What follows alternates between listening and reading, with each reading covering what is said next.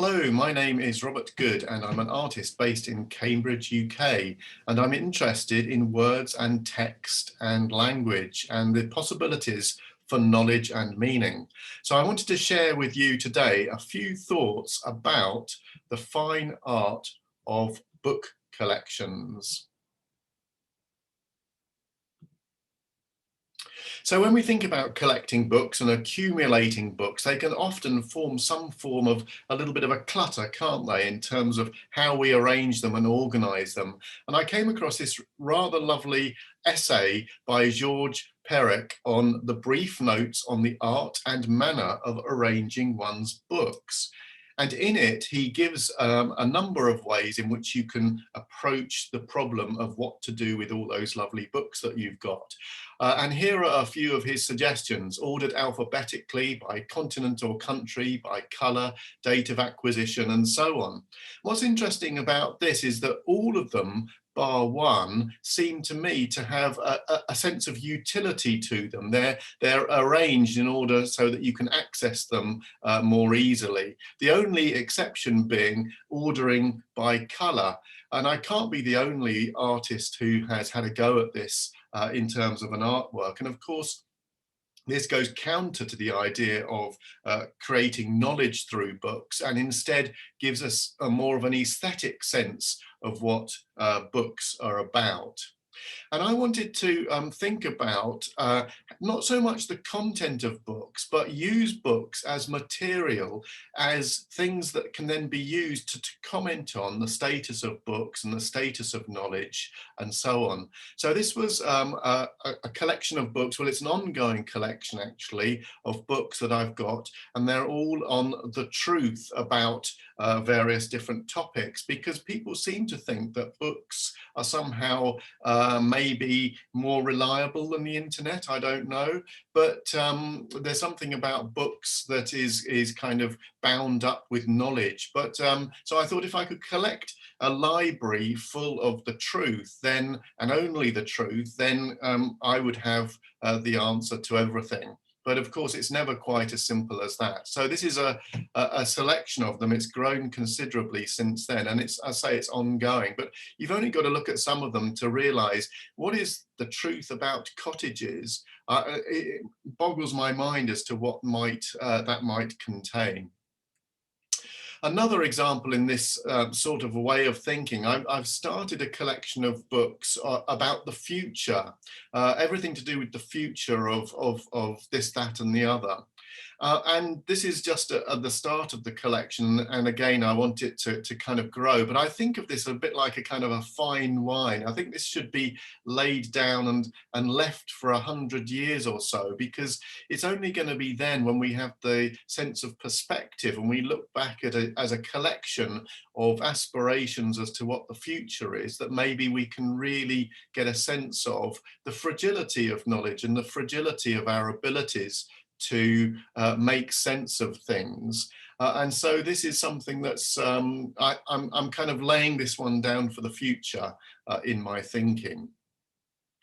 Another example of collections, and one that I'm interested in, is the Pelican imprint, which started in 1937 and has got this marvelous collection of small books on almost every conceivable subject. And I kind of think of it as a little bit of a proto-internet.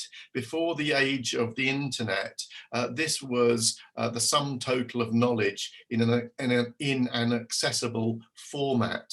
And you've only got to lay them end on like this to kind of get a sense of the accumulation, a bit like strata or rocks, of all the possible topics that you could want to have. So between them all, I like to think this kind of contains pretty much everything that you might need to know, from an outline of the universe, vision and design, medieval people, social life in the insect world is obviously a must-have, along with all the others.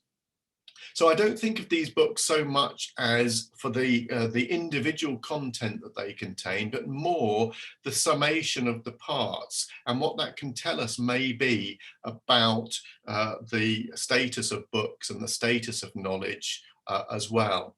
And within the Pelican imprint, there are various opportunities, shall we say, to use books creatively and to think about them as material, as like tubes of paint to squeeze out and work with. So this is much later in the Pelican imprint.